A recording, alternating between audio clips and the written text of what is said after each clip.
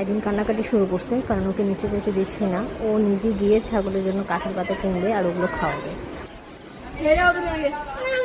না, খেয়ে যাবা। নো,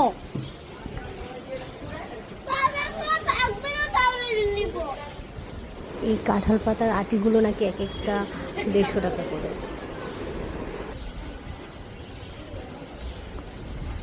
এখন ছাগল পাতা বিক্রি করতেছে, এটা ভাত খাচ্ছে।